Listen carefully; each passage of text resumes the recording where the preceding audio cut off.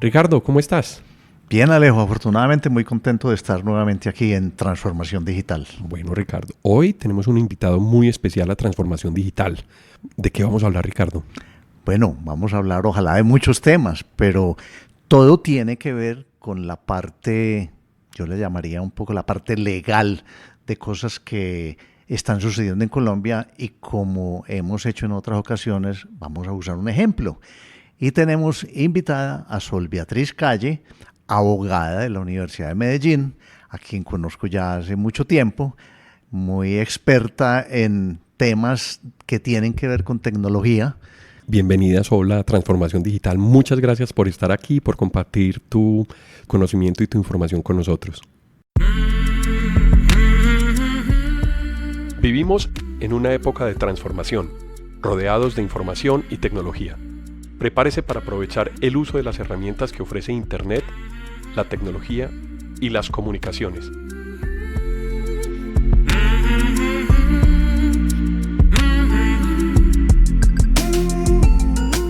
Conózcalas y aprenda cómo usarlas mejor. Bienvenidos.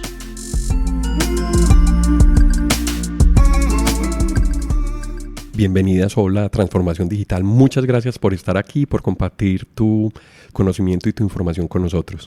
Bueno, hola Alejandro, hola Ricardo, muchas gracias. Qué rico estar aquí en Transformación Digital. Qué rico también esta invitación para poder compartirles pues algo de lo que me entusiasma, porque es lo que hago todos los días y lo que además investigo con mucha pasión. ¿Cómo es de bueno trabajar uno en lo que le gusta, no? Total. Delicioso, sí, es delicioso. Absolutamente. Sol, tú estudiaste Derecho en la Universidad de Medellín. Sí, hace ya bastanticos años. Bueno, ¿y cuándo empieza uno a interesarse o por qué te empiezas a interesar sobre los temas que tienen que ver con tecnología? Bueno, es un poco donde la vida lo lleva a uno, ¿cierto? Y en algún momento de mi carrera, yo siempre me he dedicado al derecho privado y en algún momento de mi carrera empecé a observar que habían ciertos vacíos hace ya más o menos 18, 19, 20 años en relación con los temas de tecnología y el derecho. Es decir, tenemos un derecho privado que está basado en normas pues, muy antiguas. Estoy hablando de 1887, nuestro Código Civil, el Código de Comercio, jocosamente se llama Nuevo Código de Comercio y es de 1971. Entonces empezamos a mirar que había una serie de nuevos objetos de estudio, el software, los portales web, empezábamos a ver temas de licenciamiento de software, en lo cual pues Ricardo es bastante experto, y los abogados no sabíamos qué pasaba con eso, los abogados no sabíamos cómo entender los retos que la tecnología le estaban planteando en ese momento al mundo jurídico, a los abogados, a los operadores jurídicos. Y me imagino que no había mucha regulación en esos temas. De hecho, no había, Ricardo, y tampoco es que haya hoy mucha. ¿No? Creo que el gran reto que tiene el derecho hoy frente a la tecnología es la autorregulación. Es decir, es crear las propias normas dentro de nuestras organizaciones que, digamos, atiendan el impacto que tiene la tecnología hoy, sin duda, en todos los negocios. Claro, son muchas cosas nuevas. Ponías el caso del software. Una regulación en el Código del Comercio donde no se tenía pensado que venía un producto de software, era muy difícil regularlo. Intangible, una cosa nueva. Sí, tenía que ver con derechos de autor, entonces por ahí también tiene que ver como las cosas. Pero total. Sí, Ricardo. Perdón, pero entonces te encarretaste con eso y por eso decidiste orientarte al lado de la parte legal de la tecnología. Totalmente. Creo que tomamos una decisión muy arriesgada hace 20 años y fue dedicarnos únicamente al derecho de TICS. Te voy a preguntar por qué dices tomamos. Por mi socio. Eso sí. Por mi socio se llama Arián Velasco y con él pues tomamos esa decisión arriesgada. Estudiamos una maestría en la Universidad Complutense de Madrid sobre Derecho Informático. Y luego cada uno empezó a estudiar dentro de ese gran mundo que es el derecho informático los temas que impactan dentro de todo este mundo, este ordenamiento jurídico, y el tema de la contratación de tecnología. Yo particularmente seguí trabajando en una línea de investigación sobre propiedad intelectual y software, y fue cuando presenté un proyecto de investigación a la universidad externado para hacer un doctorado que felizmente, por eso sonrío hoy, después de muchos años logré terminar y publicar mi libro sobre eso. Entonces, Sol, te hago una pregunta. ¿Cómo era el panorama cuando tú estudiaste tu maestría en España? ¿Cómo era el panorama en España y en Europa y en Colombia en ese momento? Europa en ese momento, estoy hablando del año 2000, tenía unas normas, unas directivas europeas especialmente en temas de telecomunicaciones, y un tema que hoy en Colombia estamos apenas entendiendo, por lo menos las compañías, que era el tema de la protección de datos personales. En ese momento la directiva europea era del año 95, España tenía una ley orgánica, su LOPT, sobre protección de datos personales. Esa directiva hoy ya pues ha sido derogada y ha cambiado por el reglamento europeo que comenzó vigencia el año pasado.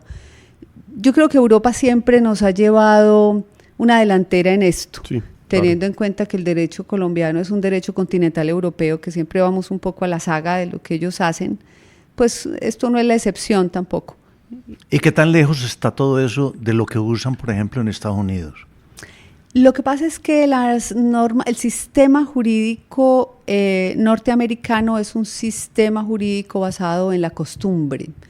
Es el sistema anglosajón. Los norteamericanos no tienen una norma para todo, nosotros sí necesitamos una norma para todo, nuestros jueces deben fallar con base en las normas, en cambio los norteamericanos no, el derecho anglosajón se basa en los precedentes judiciales, por eso es que en los programas de televisión las vemos… historias, sí, en lo histórico y en las costumbres. Exactamente, y los casos que ha dicho los jueces en este caso, entonces… ¿recuerdan Kramer versus Kramer? Claro. La ley y el orden, pues muchas cosas de televisión. Y en tecnología Apple versus Microsoft, etcétera. Esos son los precedentes que van haciendo su norma. Por eso ellos no tienen unas normas, sin embargo, Estados Unidos sí ha sido un país que, por supuesto, le da una prelación mayor al comercio y al desarrollo de sus multinacionales. Con más poco control que el que exigen los europeos. Contrastar esos dos mundos jurídicos en una sociedad global, en una economía global, ha sido un gran reto. Claro. Ha sido un gran reto, y para nosotros los latinoamericanos también, porque vivimos en Estados Unidos y ese es nuestro socio comercial, pero nuestro ordenamiento jurídico está basado en las normas europeas. Entonces, muchas correcciones para hacer en la evolución de cada negocio, de cada inversión o de cada empresa, porque pues nos relacionamos con Europa, nos relacionamos con Estados Unidos y tenemos que cumplir las normas de ambos. Así es. Digamos que cumplir las normas de ambos. En un mundo global, pues. En un mundo global, exactamente. Bueno, y Colombia, ¿qué tan adelantada está o qué tan actualizada está comparada con nuestros vecinos o países de Latinoamérica en todo este tema de normas y de regulaciones que son, pues siempre, como ahora lo habías mencionado, vamos un poco atrás, y me parece que de cierto modo es natural porque la tecnología es relativamente nueva y la complicación y las implicaciones legales de la tecnología son relativamente nuevas? Es cierto, Ricardo.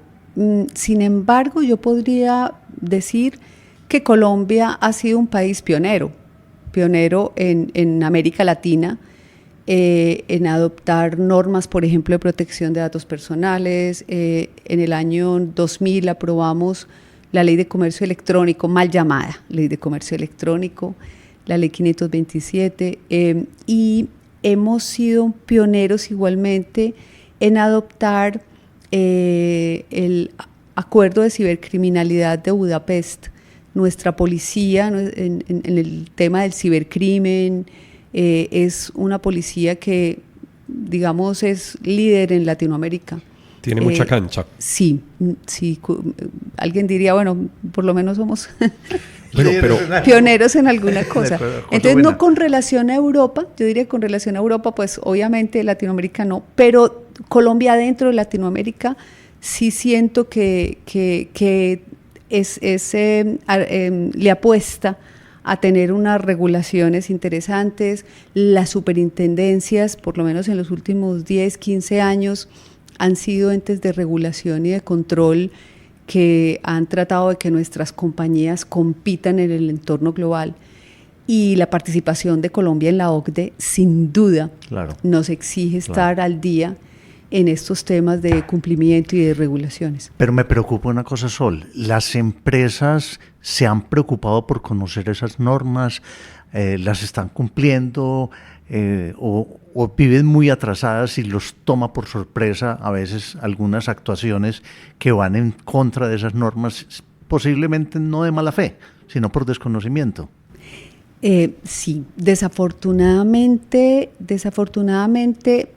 yo pienso que los empresarios, que nosotros mismos, los abogados, los operadores jurídicos, no hemos entendido el cambio de siglo, no hemos entendido que dejamos atrás la revolución industrial y que estamos en el siglo de las oportunidades, que es la sociedad de la información y del conocimiento. La transformación digital. La transformación digital, totalmente. Y como no hemos entendido eso, nuestros empresarios y los abogados todavía están anclados en esas normas pensadas para un mundo material. En el derecho laboral, las 8 horas, las jornadas de trabajo, los contratos de trabajo pensados más en los tiempos que en el perfil de conocimiento que nos producen las personas. Y el siglo XXI tiene unos retos muy importantes, especialmente si queremos competir en este mercado global. Y esos retos y esas normas que yo he denominado normas de carácter global, le imponen a los empresarios unos interrogantes, unas obligaciones, unos cuestionamientos que antes no se habían hecho. Y como tú dices, Ricardo, el problema es ni siquiera cuestionarse qué es lo que desde la perspectiva del cumplimiento yo como empresario de este siglo debería tener en cuenta. Bueno, pero por eso estamos hablando sobre ese tema, para quienes nos escuchen, pues se pongan alertas.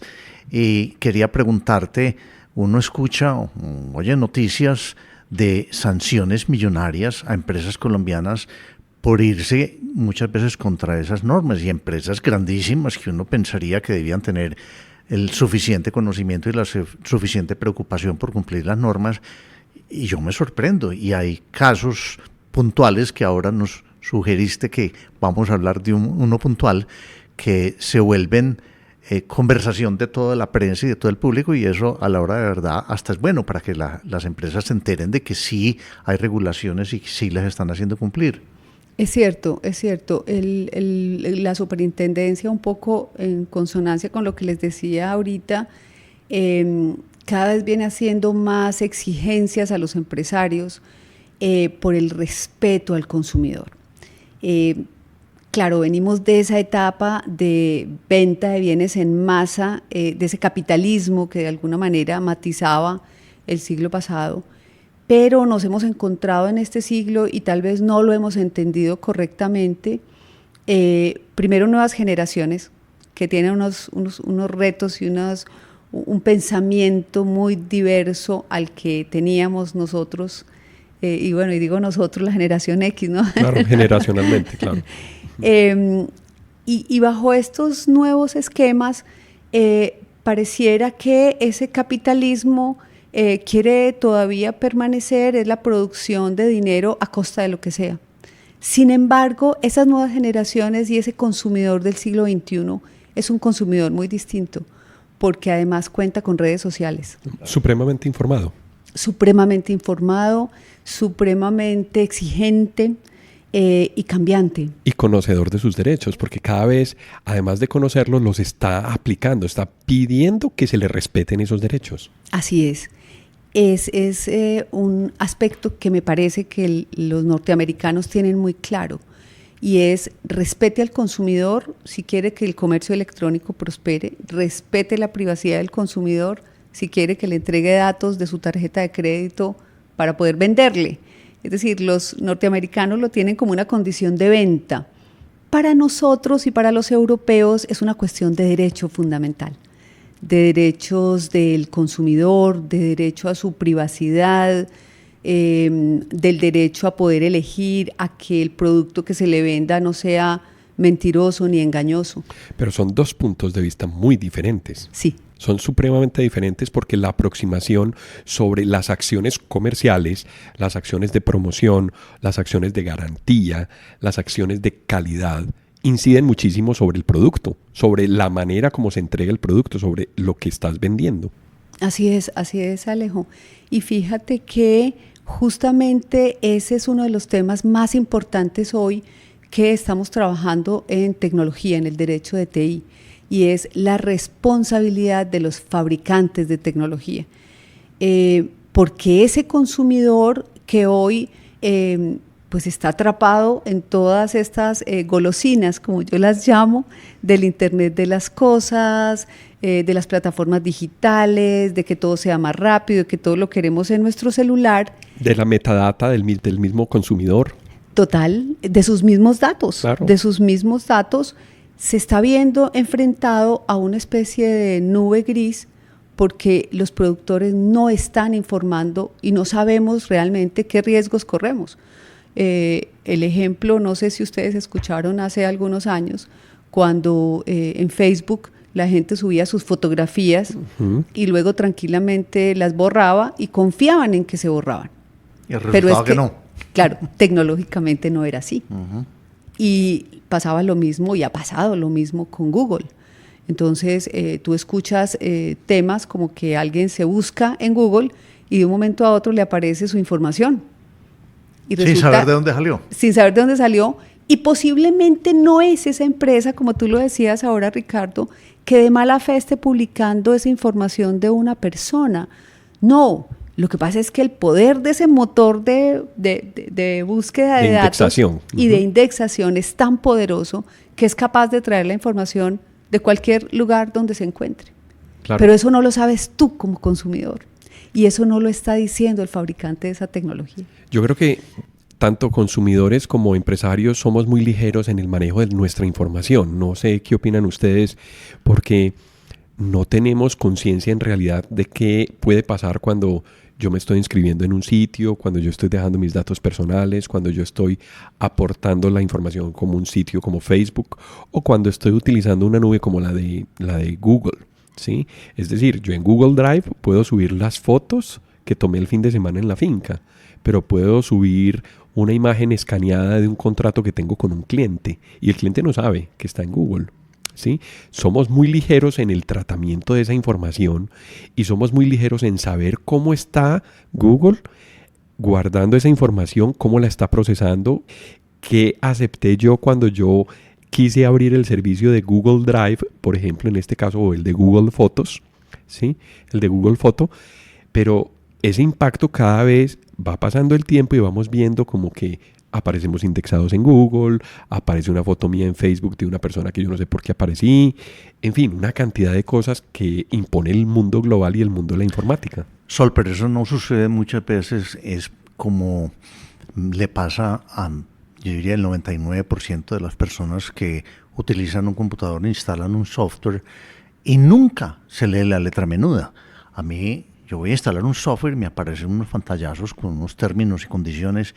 Y yo estoy seguro que el 99% de las personas no lo leen, sino que le dan siguiente, con el afán de que empiece a funcionar. Lo mismo me imagino que sucede con redes sociales y con esta cantidad de medios digitales que uno nunca lee la letra menuda. No, yo complemento algo. Además, con que cada clic es una aceptación de precisamente esa letra que tú decías, Ricardo. Así es. Yo creo que hay dos factores, ¿cierto? Si me lo permiten, es un aspecto cultural y un aspecto pues normativo, legal también de cumplimiento. El aspecto cultural, pues obviamente nos atañe a nosotros y claro, somos rápidos y la sociedad que todo lo queremos rápido, como tú dices, yo quiero utilizar esto ya y entonces siguiente y no leí nada. El otro lado de la moneda es, claro, pero es que tú te sientas, tú tienes hoy tiempo a leerte las 25 páginas de la política de Facebook, de privacidad, por ejemplo. No tienes tiempo. Que va a cambiar en 2 meses, además. Que debe cambiar. Y posiblemente si la leo no la entiendo, es lo peor. Exactamente, fíjense que lo que están diciendo es lo que las autoridades incluso le están diciendo hoy las norteamericanas a Facebook. Oiga, su política tiene que hacerla asequible a sus usuarios y les tiene que decir la verdad. Y la verdad es, oiga, su foto no se borra y lo voy a seguir por cookies y le voy a entregar la información al otro. Pero claro, cuando usted me dice, usted debió haber leído 25 páginas y bueno, 25 a veces ya está corto porque... Sí, algunas son más largas. He ahí como lo que hablábamos ahora. Entonces las empresas creen que cumplir es pues montar esa política de 25 páginas, mientras más larga mejor, y trasladan al consumidor la carga de, si no leyó, pues de malas usted. Y usted le dio clic y me aceptó. Y miren el error que estamos cometiendo, porque eso aleja al consumidor, porque el consumidor ya no quiere eso. Y el competidor que llega en esa escala quizás vaya a haber una política más amable, con muñequitos, mejor comunicada, porque de hecho es un tema de comunicación, de normas. Uh-huh. Mejor comunicada y se va de sitio y va a decir, no, yo prefiero a este señor porque ¿cuál es su sensación? Me respeta, entiende mis derechos. Y aquí hay una cosa que jocosamente la planteaba yo en algún escenario académico y es, está bien, al final de todo hay que tener en cuenta que son los derechos de las personas. Y sería tanto como decir que a mí, porque me gusta el paracaidismo o el buceo y practico deportes extremos, entonces me pasa alguna cosa de esas y en el hospital me dicen, no, usted renunció a su derecho de salud porque no leyó. ¿Quién la manda a ponerse a practicar deportes extremos? No, el derecho a la salud permanece en cualquier momento y permanece de todas maneras con independencia de que yo practique un deporte extremo. No, va a pasar lo mismo. Yo no tengo tiempo de leer la política de las 25 páginas, pero eso no significa que mi derecho desaparezca y que yo lo pueda hacer valer en cualquier momento. Y eso es algo que las empresas no han entendido, sobre todo en este mundo de transformaciones digitales permanentes, porque es en lo que estamos. Sol, te hago una pregunta. ¿Somos más ligeros en hacer ese análisis o... Tú ahorita muy bien lo mencionabas, es como la actitud que se tiene frente a esa situación. ¿Somos más ligeros los latinos que los europeos y que los gringos, los estadounidenses? Yo pensaría que quizás Estados Unidos o Europa, porque han tenido una cultura mucho más incidente, llamémoslo así, de las normas proteccionistas de derechos. En Europa... Claro, si tú vienes trabajando en estos temas desde el año 1995 y comparamos que en Colombia nuestra primera norma es del año 2007, pues hay un camino recorrido que ya hoy hace que esas personas sepan muy bien qué derechos tienen y es la encrucijada en la que están también todas las empresas colombianas que quieren venderle al mercado europeo. Si usted le quiere vender, tiene que respetar los derechos de ellos y no abusar, digamos así, ni de su publicidad en internet ni de sus datos y respetar cuando quieran salirse de una base de datos de mercadeo, por ejemplo. En Colombia, con normas jóvenes, llamémoslas así, desde 2007, y un poco frente a la dinámica que comentaba ahora de que es producir, pues el empresario colombiano está llevándose por delante el cumplimiento y no se está dando cuenta que este es un requisito hoy para participar en la aldea global, porque a esos nativos digitales, a esos millennials, ¿no? tan de moda hoy día, sí les importa que respeten sus derechos, sí les importa que sean bien tratados como consumidores. Esto los norteamericanos lo tienen muy, muy claro, más por razones económicas, ¿cierto? Le quiere vender, entonces respételo. Por intereses propios, es decir, de cada parte. Sí, por intereses propios. Como les digo, los europeos, pues desde la Revolución Francesa y todo su movimiento de derechos humanos, que hoy lo desarrollan y que hoy tiene unos avances muy interesantes sobre esos derechos humanos en la sociedad de la información, en el mundo ciber, ¿no? que hoy vivimos, y que tienen que ponerse a tono, pero fíjense que no desaparecen. Siguen siendo la columna vertebral de todas las legislaciones y en todos los países, Sol, permíteme, Ricardo, le hago una pregunta. En otros episodios anteriores en Transformación Digital hemos hablado de la nube y hemos hablado de la ubicación de los recursos físicos de la nube. Tú tocas un tema que es global y Ricardo mencionaba que la disponibilidad de los recursos estaban en diferentes países. ¿Por qué Estados Unidos decide, por ejemplo, en Amazon Web Services o inclusive en Azure, empezar a implementar centros de datos en Europa o en Oriente? ¿Qué pasaba? ¿Se estaban quedando cortos? Puede ser un problema técnico porque el público que los utilizaría también sería público de cada lugar, pero también las normas y las leyes son distintas en los diferentes países y se facilita el poder hacer negocios digitales o globales alrededor de la información. ¿Cómo ves esa localización de las grandes nubes en diferentes partes del mundo sobre el tema legal? Bueno, en el tema de la nube y en los aspectos regulatorios, en los técnicos, pues aquí tenemos un especialista absoluto que es Ricardo, pero en los temas regulatorios, yo creo que hoy el tema de nube tiene dos paradigmas muy importantes desde la perspectiva regulatoria: la seguridad de la información y la privacidad. La privacidad, porque las normas europeas, que son las que todo el mundo sigue como un estándar, y hoy pues la vigencia del reglamento dice que los datos de los europeos no pueden viajar a países no seguros, es decir, a países que no tengan el mismo estándar normativo de cumplimiento de garantías constitucionales que se le otorgan a los europeos. ¿Esto qué significa? Que los datos de europeos que viajan a un país que no tenga, por ejemplo, normas de protección de datos personales, pues van a ser transferencias ilegales. ¿Quién está arriesgando su patrimonio? La empresa europea de cualquier país que arriesga entregarla a un país, por ejemplo, latinoamericano, que no tiene una norma de protección de datos. ¿Y hay muchos que todavía no la tienen? Hay muchos que todavía no la tienen, Ricardo. Sin embargo, en los últimos 5 años, diría yo, que se ha dado por esto que estoy diciendo justamente, y la celebración de los tratados de libre comercio con Europa, han hecho que muchos países hoy tengan nuevas normas de protección de datos personales. De hecho, ahora en agosto creo que empezó la vigencia de la norma brasileña de protección de datos personales. Apenas. Sí, y va a ser muy interesante porque es un mercado muy grande. Gigante. Es un mercado muy grande. Perú, Argentina, muchos países de Sudamérica lo tienen, algunos de Centroamérica.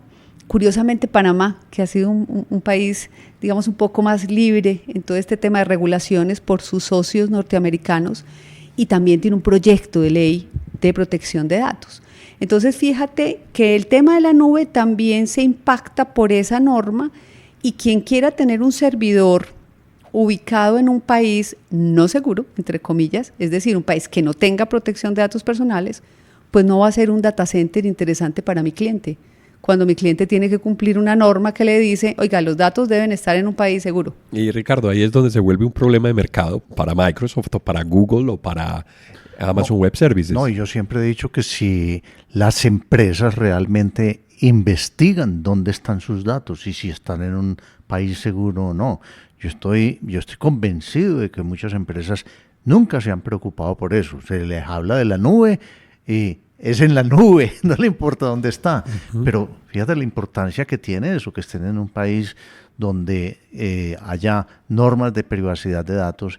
Y otra parte que te quería preguntar es si hay una fuga de información, hay un problema legal, pero no debe ser lo mismo hacer una demanda en un país ex cortina de hierro que hacer una demanda en un data center en España. Completamente, y tiene que ver con ese segundo paradigma que les mencionaba, que es el tema de la seguridad de la información. En casi todos los países del mundo que tienen normas de protección de datos personales, y esto hoy lo trata el reglamento europeo, que como les digo es un estándar que a todos nos tocó, es una especie de pulpo, como le digo yo, cuyos tentáculos llegan a todos los países que traten datos de europeos.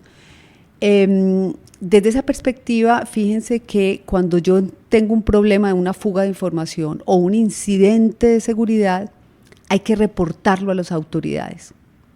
Entonces, la cuestión es, cuando estamos negociando estos contratos, que por lo menos se lo decimos nosotros a nuestros clientes, cuando estamos negociando estos contratos, ¿qué aspecto sobre seguridad de la información me va a garantizar ese proveedor de nube? Porque, claro, ¿quién duda que son data centers muy seguros? Esa es la primera cualidad que un vendedor de nube saca, ¿cierto? Mire, son muy seguros. Claro, pero es que, vea, Katrina pasó no sé hace cuántos años y dejó a Nueva York sin luz como 3 horas. Es decir, todos los data centers que están en Nueva York quedaron sin energía eléctrica, una cosa tan simple. Eso es un incidente de seguridad.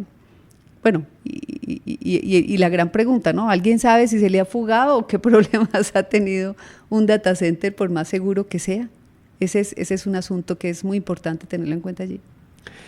Sol, hablabas ahorita, empezando la conversación, sobre unos aspectos laborales. Háblanos un poquito de teletrabajo en este mundo global, que ese tema es gigante y podemos quedarnos muchísimo tiempo con muchas preguntas alrededor de ese tema.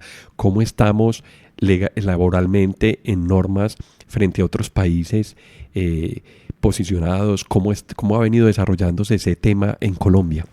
Muy bien, el teletrabajo tiene una norma, un marco regulatorio en Colombia, y lo tiene desde el año 2008, Alejandro. Imagínate que incluso el Estado está obligado por esta norma a que un porcentaje de sus trabajadores ingresen a sus programas de teletrabajo. Es obligatorio. ¿Y se está cumpliendo? En muchas entidades del Estado sí, otras no, porque digamos que está la ruptura de paradigmas, ¿no? En las investigaciones que nosotros hemos hecho sobre teletrabajo, pues hemos encontrado que hay muchas ventajas. Es un tema que trae ahorros de espacio, que trae mejor calidad de vida, especialmente para el sector femenino. Aquí permítanme ser un poco feminista, pero creo que nos ayuda muchísimo a la mujer en llevar a cabo todas esas tareas paralelas, lo que yo llamo segundo turno, con nuestros hijos. Y a la pareja, porque también. Es que quien está trabajando por fuera también está tranquilo porque su hogar está protegido por su pareja. Así es. Entonces hay una cantidad de beneficios, más espacios para las personas con alguna discapacidad o dificultades. Movilidad, transporte también, es otro beneficio gigante. Eso es calidad de vida. Total, Alejo, mira, ese es uno de los aspectos más importantes hoy por el tema ambiental. Miren solo en nuestra ciudad de Medellín los problemas que tenemos por el tema ambiental, y va a llegar un momento en que más vías no van a caber en las ciudades. Y el teletrabajo es una buena solución. Hay compañías privadas que ya también tienen muchos teletrabajadores y que han estado, digamos, en este tema avanzando. Hay 2 preocupaciones legales muy fuertes en relación con el teletrabajo. La primera tiene que ver con la seguridad social, es decir, que ese teletrabajador cumpla en su lugar de trabajo, en su casa, digamos, no estar trabajando pues en la cama, ya acostado, con el computador mal puesto y entonces quizás generando problemas de salud. Ese es uno de los aspectos que más le preocupa a las compañías. En condiciones de luz diferentes, con un monitor malo, en fin, una cantidad de cosas alrededor de ergonomía. Exactamente, todo lo que los temas de seguridad en el trabajo, seguridad social en el trabajo, pues tienen que garantizarse igualmente en los puntos de trabajo. Y esto, pues, digamos que hay que valorarlo. Muchas compañías lo valoran en el sentido de, bueno, ¿cuánto me cuesta condicionar su puesto de trabajo actual y el que yo tengo en mi organización? Y el segundo tema, y volvemos a lo que hablábamos ahora, el tema de la seguridad y el tema de la nube. Ricardo, en lo que tú eres experto igualmente. Es decir, ¿qué pasa con la información que manejan los teletrabajadores dentro de su computador o en el computador de su casa, donde también llega su niño a hacer la tarea? Y entonces, ¿qué pasa con la información de la organización? Hasta donde yo sé, creo que hay software, Ricardo, que hoy nos permiten incluso compartimentar discos. Correcto. Sí. Correcto. Y dar solución a porque la esto. empresa quiere mantener un control hasta donde se pueda de la información, así la persona esté trabajando en su casa. Pero no es tan fácil como tener el control si la persona está en las instalaciones de la empresa. O sea que hay una cantidad de implicaciones prácticas y en este caso legales que las empresas que quieran implementar el teletrabajo tienen que tener en cuenta. Y culturales también. Y cultural también. Porque si Claro. yo no empiezo a aplicar, si yo no soy juicioso, si yo no estoy de acuerdo con la política, si yo no la estoy cumpliendo, si yo no cumplo esos espacios para poder preservar la información separada, por ejemplo, de lo que es de trabajo a lo que es del hogar. Y muchas veces los equipos tampoco están preparados. Hablábamos en el episodio de Windows donde no se puede conectar a un directorio activo el sistema operativo Windows Home Edition. Exacto, y entonces la empresa pierde mucho control, que sí lo tiene simplemente por el hecho de que el empleado en su casa tenga un Windows Professional y no un Windows Home. Correcto. El solo hecho del manejo del directorio activo, si yo dejo una sesión abierta de mi usuario, de mi compañía, y queda expuesta a que en un sitio de juegos el niño entre y empiece a pasar un virus o malware a través del sistema. No, hay muchas implicaciones alrededor de ese tema. Total. De hecho, y fíjense que para estos ejemplos que tú pones, Alejo, la nube es la respuesta perfecta. Es decir, que yo pueda acceder desde mi puesto de trabajo en mi casa, por ejemplo, a la nube de la organización. Pero sin duda es un tema que hay que regular. Claro, y la empresa tiene que restringir que la información se grabe localmente. Correcto. Ya hay los medios para hacerlo, pero implementar todo eso pues tiene sus implicaciones. Así es, hay que estudiarlo. Hay muchos temas que implican esta decisión de teletrabajo. A mí sin duda me gusta muchísimo porque creo que responde un poco al mundo de hoy, a estas personas que tenemos estos nuevos trabajadores que ya ese discurso un poco laboral del siglo pasado. Queda como acartonado hoy, ¿no?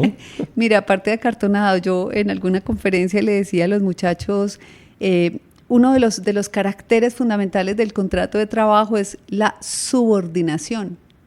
Y yo les preguntaba, ¿cómo les suena ese término? ¿Esclavitud? Disonante.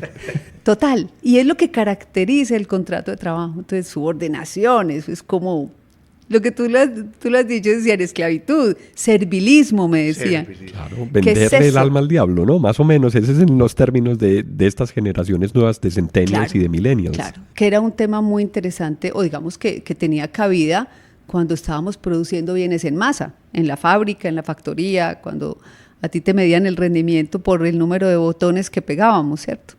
En la sociedad del conocimiento no hay parámetros para saber cuándo tu idea ganadora y tu idea innovadora se produce, si en la jornada o por fuera de la jornada. No, otra cosa, la co-creación. Cuando empiezan a aparecer ambientes de trabajo grupales en donde yo puedo tener ideas desde una persona que puede mejorar un producto que finalmente está en otra área de la compañía, no necesariamente ni en diseño, ni en producción, ni en ninguna de esas áreas, pero simplemente decir, vea, ¿y ustedes por qué no le quitan esto que de pronto le está sobrando al producto? Eso es codiseño. Entonces, derechos de autor, o sea, otra cantidad de implicaciones de diseño empiezan a ser muy relevantes en este mundo global, porque el grupo y la co-creación, el trabajo en grupo, empieza a ser súper clave en competencia. Alejo, pero iba a agregar que afortunadamente ese trabajo en grupo que antes tenía que hacerse presencial, las herramientas de hoy en día, gracias pues a la transformación digital, permiten que se queden grupos de trabajo y el otro, uno puede estar en un continente y otro en otra parte. Y en ritmos diferentes, es decir, no es en tiempo real, sino que va siendo atemporal, o sea, ya no se depende del tiempo, no se tiene que estar 100% dependiente del tiempo. Yo lanzo una idea y esa idea revienta o germina en otra cabeza y por rebote llega otra y uno no sabe dónde va quedando la investigación y el desarrollo. Ya no están en los laboratorios, o sea, ya trascienden los laboratorios y trascienden inclusive los usuarios, porque un usuario puede hacer parte también del diseño. Por eso tiene ahora todo ese trabajo en grupo, de esa manera tiene implicaciones legales. Total. Fíjense que eso nos reta justamente a pensar, yo diría que en dos aspectos.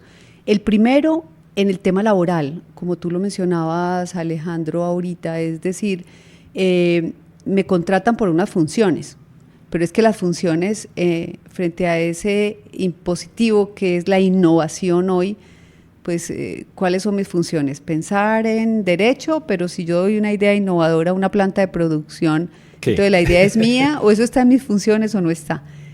Y es la ruptura de ese paradigma, de ese contrato de trabajo que estaba muy bien para ese siglo pasado, pero para hoy ya nos está exigiendo pensar en los perfiles de producción de conocimiento y de información. Y el segundo asunto es la propiedad intelectual, como tú lo decías Alejo ahora, claro, y entonces esto de quién es, porque el tema de la propiedad en este siglo pues también va a ser fundamental para saber qué es lo que yo exploto en mi negocio. Y la propiedad intelectual, cariñosamente lo digo, igual ha tenido que adaptarse a este nuevo siglo. Comenzábamos hablando software, por ejemplo, el software no está escrito dentro de las categorías de la propiedad intelectual, sin embargo, los productores norteamericanos dijeron eso tiene que estar ahí y hay que protegerlo asimilado a una obra literaria, como el copyright. A ver, me llama la atención eso que dices, el software, ¿en qué legislaciones no está bajo las normas de esa propiedad pregunta iba a ser intelectual? exactamente. Yo no sabía eso. Es decir, el software, como las categorías de la propiedad intelectual del copyright son de 1886, imagínense, Alejo y Ricardo, que el instrumento normativo más antiguo es el Convenio de Berna y es de 1886. Colombia se adoptó 100 años después, en 1986, en nuestra norma. Cuando eso, la palabra software no existía. Por supuesto, claro. Pero no está allí. El Convenio de Berna, que busca que todos los países puedan adoptar esas reglas de protección de las creaciones del derecho de autor, no está allí. Y como los grandes productores de software, pues sabemos que son los norteamericanos. Y ya hemos dicho que los norteamericanos no tienen ni hacen una norma para todo. Entonces, el pragmatismo norteamericano los llevó a pensar, bueno, ¿cómo protegemos el software para que esto sea protegido? O sea que el software se parecía a una obra literaria, por ejemplo. Lo asimilan a una obra literaria por ser un lenguaje de programación. Eso es un poco tratar de encajar una circunferencia en un cuadrado, pero fue donde quedó. Pero es funcional hasta cierto punto. Es muy pragmático para los productores de software porque la protección es inmediata en el copyright. Correcto. Yo no necesito registros, lo que sí sucede en las patentes. Y lo segundo es que como el Convenio de Berna lo han firmado casi todos los países del mundo, pues lo tenemos que proteger en casi todos los países del mundo. Pero entonces Europa no tiene legislaciones concretas con respecto al software, a la propiedad, a los derechos de autor en software. Algunos países adoptaron unas normas, pero siguiendo lo que decían los productores norteamericanos. Porque ¿qué dijo la Software Business Alliance en este caso, cierto? Que es como el órgano regulador, pues orientador. Digamos que reúne a todos el Psycho y Asimple el software, para que no entendamos bien. La entidad gremial. La entidad gremial. Del software, de los productores de software en Estados Unidos, que tiene, digamos, actividades en todo el mundo y en Colombia la tiene fuertemente. Y en este momento la BSA está liderando mucho estas auditorías que se están haciendo a las empresas por el cumplimiento de la legalidad del software, la BSA, Business Software Alliance. Lo tratabas en un podcast anterior también de licenciamiento, lo tocamos. Sí. O sea, todo está como entrelazándose porque el mundo es global y el mundo de la información permea todo. Interconectado. Y entonces les decía que esta Business Software Alliance lo que dijo fue, bueno, el que quiera esta maravilla nueva que se llama software, el que quiera este producto debe protegerlo en sus normas con base en el copyright. Haga lo que quiera, pronúnciese o no. Dependiendo de las legislaciones, hay países que adoptaron normas en el sentido de decir concretamente, mire, esto se va a proteger por el copyright. Pero, por ejemplo, en el caso colombiano no hicimos reformas.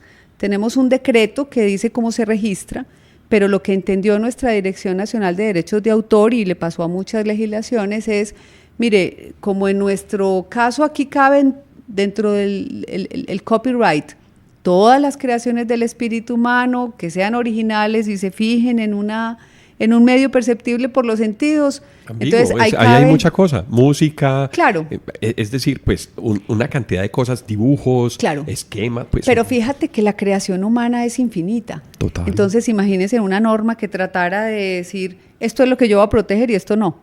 Entonces el software quedó allí. El software surge, lo mismo pasa con las bases de datos, se protegen como compilaciones, se asimilan a compilaciones, el software se asimila a una obra literaria. Repito, eso no es muy fácil jurídicamente aplicarle esas mismas reglas, porque obviamente el software no es un lenguaje natural, es un lenguaje de máquina. Y aunque tratemos ahí de decir que como lenguaje es protegido por el copyright, lo que pasa es que es muy pragmático para los productores, porque se protege en todos los países que han firmado el convenio de Berna, y de esto estoy hablando del 90% de países. Soli, porque tengo la impresión que los productores de software local no se están preocupando mucho por proteger el uso de su software. Muy tranquilos con respecto a su propiedad intelectual. Quizás partimos de lo mismo que hablábamos ahora, un mundo donde el tema regulatorio lo dejamos de último. En muchos emprendimientos el día a día es cómo pago pues, los gastos, los costos del negocio, y entonces temas regulatorios, mire, eso dejémoslo a un lado. No es de mi día a día, eso no es de mi interés porque yo produzco y desarrollo y necesito otros problemas, no.